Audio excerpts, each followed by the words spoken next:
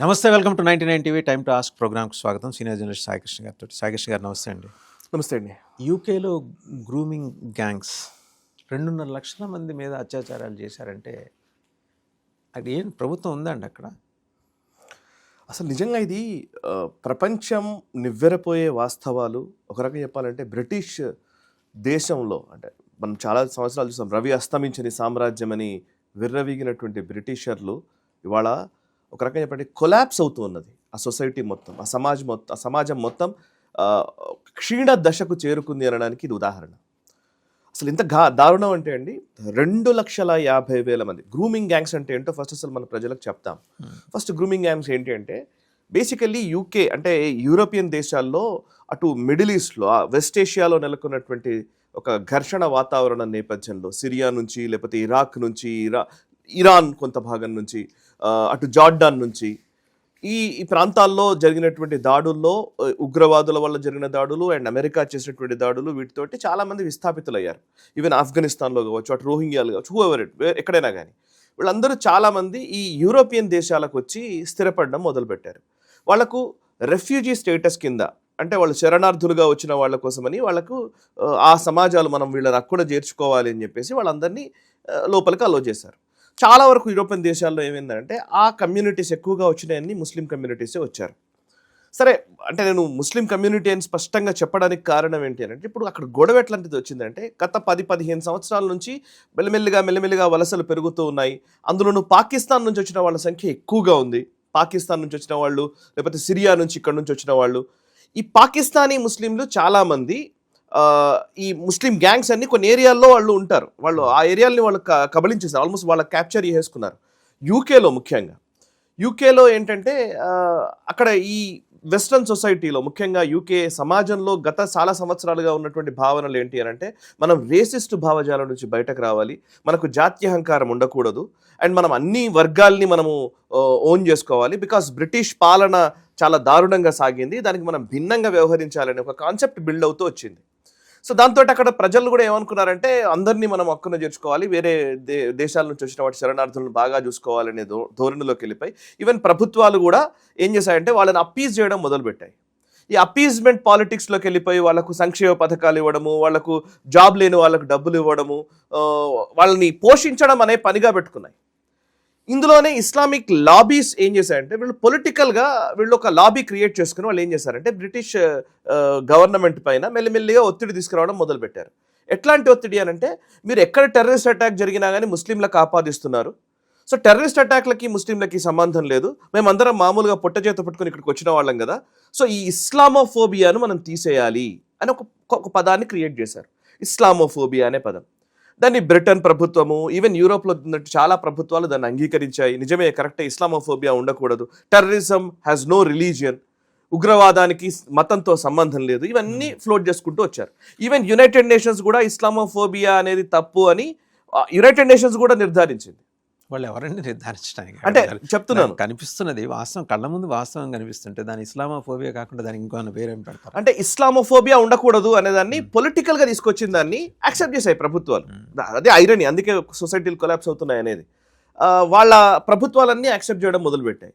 అది ఎక్కడి దాకా వెళ్ళిపోయిందంటే, యూకేలో ఎవరైనా సరే, ఇప్పుడు పోలీస్ ఆఫీసర్ ఎవరినైనా సరే అరెస్ట్ చేశాడు అనుకోండి, అతను ముస్లిం, ఇప్పుడు మన చాలా వరకు చూస్తాం కదా, ముస్లిం అనే వ్యక్తిని కనుక అరెస్ట్ చేశాడు అనుకోండి, చేస్తే ఈ పర్టికులర్ పోలీస్ అధికారి ఇస్లామోఫోబియా ఉంది, నేను ఇస్లాం కాబట్టి, నేను ముస్లింని కాబట్టి నన్ను టార్గెట్ చేసుకుని నన్ను అరెస్ట్ చేశాడు, నన్ను దూషించాడు అని చెప్పేసి కనుక కేసు పెట్టారనుకోండి, అది ఇప్పుడు ఈ నిజంగా వాడు చేసిన నేరం కంటే కూడా ఇస్లామోఫోబియా పెద్ద నేరం.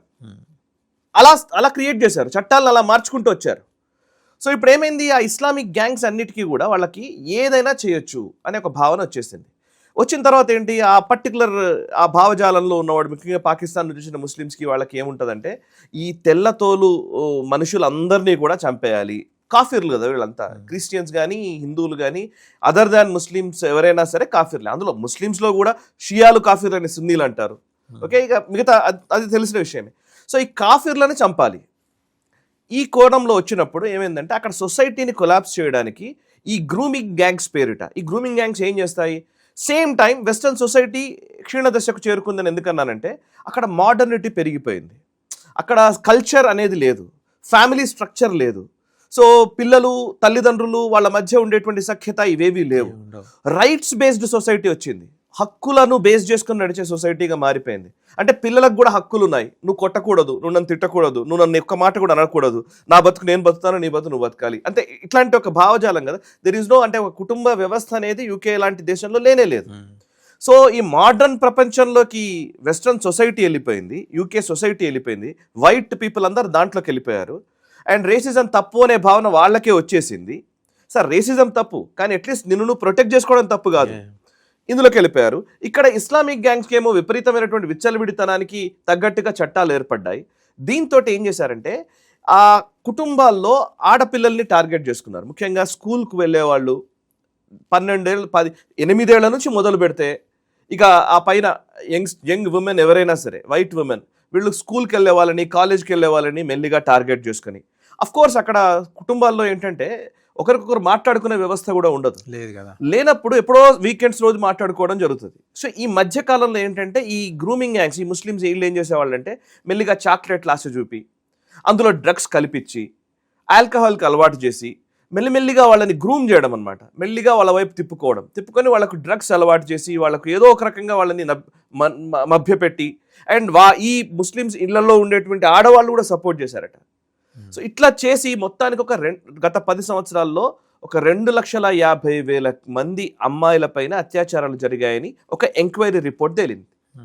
ఈ ఎంక్వైరీ విషయంలో కూడా యూకేలో గత సంవత్సర కాలంగా విపరీతమైన చర్చ నడుస్తుంది. బోరిస్ జాన్సన్ ప్రధానిగా ఉన్నప్పటి నుంచి ఇప్పటి వరకు ఏం చర్చ అంటే ఈ గ్రూమింగ్ గ్యాంగ్స్ మీద దేశవ్యాప్తంగా విచారణ జరపాలి అని. ప్రభుత్వం విచారణ జరపాలంటే ప్రభుత్వాలు ఒప్పుకోలే పరిస్థితి లేదు. అంటే ప్రభుత్వాలు ఎందుకు ఒప్పుకోవట్లేదంటే ఓట్లు పోతాయి. అండ్ అక్కడ సొసైటీలో వీళ్ళందరూ దాన్ని సబ్సైడ్ చేసుకుంటారు. మనకంటే 10 రెట్లు ఎక్కువ ఉన్నారు అక్కడ. దారుణం ఏంటంటే ఇప్పుడు మన దగ్గర కూడా కొన్ని పార్టీలు అధికారంలోకి వస్తే ఇదే జరిగేది. లవ్ జిహాద్, లవ్ జిహాద్ అక్కడేమో ఇది. సో వాళ్ళు విచారణ కూడా చేయలే. ఒక ఇండిపెండెంట్ ఆర్గనైజేషన్స్ కొన్ని విచారణలు జరిపితే 2,50,000 కేసులకు సంబంధించినటువంటి రికార్డ్స్ని వాళ్ళు నమోదు చేశారు. అందులో వాళ్ళు చెప్పిన విషయాలు చెప్తానండి. అసలు ఎంత దారుణంగా ఉందంటే ఎక్స్ప్లెయిన్ యూ. ఫస్ట్ అసలు ఇందులో వచ్చిన వాటిల్లో ఏంటంటే 2,50,000 young white girls were groomed, raped, trafficked and tortured. Okay, perpetrators followed consistent tactics of befriending vulnerable girls as young as 11 with gifts, drugs, alcohol before subjecting them to group rapes, violence, blackmail, pregnancies, forced conversions. So ఇది ఒక modus ఆపరెండిగా జరుగుతుంది. పూణేలో జరిగింది ఏంటి, forced conversion కోసం. పూణే, నాసిక్ ఇవన్నీ కూడా అలాంటి ఇన్సిడెంట్స్. అవును, 87 to 95% of convicted perpetrators in group based child sexual exploitation cases were Muslims. It was predominantly Muslim Pakistani gangs. 149 local అథారిటీస్లో, అంటే 149 ప్రాంతాల్లో యూకే వ్యాప్తంగా ఇవి జరుగుతూ ఉన్నాయి. మీకు ఇందులో కొన్ని వాళ్ళ దాంట్లో చెప్పిన వాళ్ళ టెస్టిమోనీస్ తీసుకున్నారు. ఒక్కొక్క అమ్మాయి దగ్గర నుంచి కొన్ని అంశాలు తీసుకొని అందులో పొందుపరిచారు. ఆ రిపోర్ట్ చాలా పెద్ద రిపోర్ట్, అది అందులో పొందుపరిచారు. టేలర్ అనే ఒక అమ్మాయి, before they raped me they would chant బిస్మిల్లాహిర్ రహమాన్ నిర్ రహీం. రేప్ చేసే ముందు ఇది పలికేవాళ్ళు అని ఒక టేలర్ అనే ఒక అమ్మాయి చెప్పినటువంటి మాట. ఇంకోవైపు Anna అనే ఒక అమ్మాయి, as he left the dog to be taken down to custody, I was literally verbally assaulted by his sister who shouted Allahu Akbar. అమ్మాయి పక్కన ఆ గ్రూమింగ్ గ్యాంగ్స్ లో ఉన్నటువంటి రేపులు చేసేటువంటి అత్యాచారాలకు సపోర్ట్ చేస్తున్నటువంటి వాడికి వాళ్ళ సోదరి సపోర్ట్ చేస్తోంది.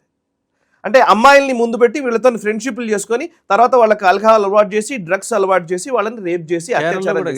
కేరళలో జరిగినవి కూడా ఇవే కదా. ఎగ్జాక్ట్లీ. ఇప్పుడు ఇంకొక కేసు ఇంక్వైరీ ప్యానలిస్ట్ అడిగాడు అనమాట, what would you say the main issue was. అసలు ఏం జరిగింది అని మీరు చెప్తున్నారు, ఇష్యూ ఏంటి అని అంటే మిచెల్ అనే ఒక అమ్మాయి ఇచ్చిన statement, I don't think that they cared much about us, they didn't want to open that can of worms because it's a religion thing. I would probably say 98% of them were Pakistani Muslim. If not, they were Iraqi or Kurdish. ఎందుకు కేసులు నమోదు చేయట్లేదు అని అంటే ఇది Muslims కాబట్టి మేము case నమోదు చేయమన్నారు అని చెప్పేసి ఆ అమ్మాయి చెప్తున్న పరిస్థితి. అందులో ఉన్నవాళ్ళు 98% పాకిస్తానీ ముస్లిమ్స్ అనేది ఆ అమ్మాయి చెప్తున్న విషయం. ఇంకొకటి విట్నీ అనే ఒక అబ్బాయి విట్నీ అనే వ్యక్తి చెప్తున్నాడు, వాళ్ళ కూతురు గురించి చెప్తున్నాడు. My daughter told me after a while that there was a sex room in the school. I told the school about it, but they completely shut it down and said she was lying. స్కూల్లోనే ఒక room ఉందంట. అసలు చూడండి, అది నిజంగా ఆయన complaint ఇవ్వడానికి వెళ్తే అదంతా ఏం లేదు, అబద్ధం అని చెప్పేసి దాన్ని కొట్టిపారు, స్కూల్ అథారిటీస్ కొట్టిపారేసాయి. ఓకే, అంటే క్రైమ్ జరగడం ఒక లెక్క, క్రైమ్ని వైట్ వాష్ చేసే ప్రయత్నం ఇంకో లెక్క. Very organised crime. Organised. Fiona అనే ఒక అమ్మాయి, I was beaten regularly, I was drugged, filmed being raped, and the footage was distributed. I sustained broken bones, facial injuries and severe trauma. I was subjected to racial abuse in the community and blamed by families of perpetrators. So, ఇంత దారుణం అండి ఇది. ఇంకో enquiry panellist అడిగిన ప్రశ్న, do you know how many men abused you over that period of you had to guess? ఎంతమంది మిమ్మల్ని rape చేసి ఉంటారని చెప్పగలుగుతావా అని అడిగితే క్లో అనే ఒక అమ్మాయి చెప్తోంది, hundreds and hundreds. Regular practice ఇది. అసలు అమ్మాయిలు వాళ్ళని ఒక్కొక్కరిని ఎట్లాగంటే మిస్సింగ్ కేసులు నమోదవుతున్నాయి, తల్లిదండ్రులు మిస్సింగ్ కేసులు ఆ మిస్సింగ్ కేసులు నమోదు అవడమే చాలా లేట్గా నమోదు చేశారు. అంటే అక్కడ సొసైటీలో ఎట్లా ఉంటుందంటే అమ్మాయిలు తల్లిదండ్రులకు ఖచ్చితంగా ఇన్ఫార్మ్ చేయాల్సిన అవసరం లేదు, ఎక్కడికి పోయినా పర్వాలేదు, వాళ్ళు ఫ్రీగా తిరగవచ్చు కదా, ఫ్రీ సొసైటీ కదా అది. సో ఫ్రీ సొసైటీలో క్వశ్చన్ చేయాల్సిన అవసరం లేదు. Anybody can date with any girl, any bye, ఏదైనా సరే డేట్ చేయొచ్చు, ఏదైనా చేయొచ్చు. సో వాళ్ళని క్వశ్చన్ చేయడానికి వీల్లేదు. సో వివాహ వ్యవస్థ, కుటుంబ వ్యవస్థ ఇలా తయారైనప్పుడు గ్రూమింగ్ యాక్ట్స్కి ఈజీ కదా. మిస్సింగ్కి కేసులు నమోదు చేసిన సార్ మామూలుగానే అమ్మాయిలు కలవక వారానికి ఒకసారి కలవడమో 3-4 ఒకసారి కలవడమో ఇటు జరుగుతూ ఉంటుంది. ఎక్కడున్నావు అని చెప్పి అడగడానికి కూడా వీలు లేని సొసైటీలు అవి. లిటరల్గా మాట్లాడితే తండ్రి ఫోన్ చేసి నువ్వు ఎక్కడున్నావు అని నిలదీసే పరిస్థితులు కూడా ఉండవు. బికాస్ అర్థం చేసుకుంటే కుటుంబ వ్యవస్థ ఎంత కీలకమనడానికి ఇది ఒక ఉదాహరణ. కుటుంబ వ్యవస్థను ఫస్ట్ ఈ ఫేజెస్ ఎట్లా ఉంటాయంటే అండి, మోడర్నిటీ లేకపోతే దీన్ని ఏమంటారు, ఈ ఆధునిక సమాజం అనే పేరిట కుటుంబ వ్యవస్థల్ని చిన్నాభిన్నం చేసి పిల్లల్ని తల్లిదండ్రుల్ని హక్కుల పేరిట విడదీసి తరువాత ఈ ఎక్స్ప్లాయిటేషన్ చేసి వాళ్ళను ఆల్కహాల్కి డ్రగ్స్కి బానిసలు చేసి వాళ్ళని నిజంగా చెప్పాలంటే ఇప్పుడు ఇస్లామిక్ మతోన్మాదుల చేతిలో వదిలేసింది ఆ సొసైటీ. రైట్, చాలా పెద్ద సబ్జెక్ట్ అండి, మళ్ళీ దీని మీద డీటెయిల్గా డిస్కస్ చేయాలి. Thank you very much. So చూసాం కదా గ్రూమింగ్ గ్యాంగ్స్ ఎంత దుర్మార్గంగా వ్యవహరిస్తూ వస్తున్నాయి. 2.5 లక్షల మంది రేపు అత్యాచారాలకు గురయ్యారు అంటే సాయికృష్ణ గారు చెప్తుంటే ఐ బికేమ్ డంబ్, మాట్లాడటానికి కూడా మాట్లాడట్లా. సో ఇంత దారుణం జరుగుతుంటే ప్రభుత్వం అక్కడ నిస్సహాయంగా ఉంది. ఏవో ఇండిపెండెంట్ ఆర్గనైజేషన్స్ బయట పెట్టిన వాస్తవాలు ఇవి, వాళ్ళ పేర్లతో సహా చెప్పారు. ఇది ప్రపంచానికి ప్రమాద ఘంటిక. ఇవాళ అక్కడ యూకే తోటి ఆగిపోయిందని అనుకోవద్దు, మనం ఇది ఎక్స్పీరియన్స్ అవుతున్నాం ఇలాంటి సంఘటనలు. కాకపోతే ఇక్కడ ఒక కట్టుబాటు ఉంది, కుటుంబ కట్టుబాటు ఒకటి ఉండటం వల్ల అట్లీస్ట్ అంటే ఎంతో కొంత భద్రత ఉంది. అండ్ ప్రస్తుతం ఉన్న ప్రభుత్వాలు చాలా గట్టిగా నిలబడుతున్నాయి కాబట్టి నాసిక్లు, పూణేలు ఇలాంటి సంఘటనలు బయటకు వస్తున్నాయి. వాళ్ళని టాస్క్ తీసుకెళ్తున్నారు ఎక్యూస్డ్ని. అప్రమత్తం కావాల్సింది ఏంటంటే ఇప్పుడు మనకన్నా ముందు యూరోపియన్ సమాజం, చూద్దాం ఏం జరుగుతుంది.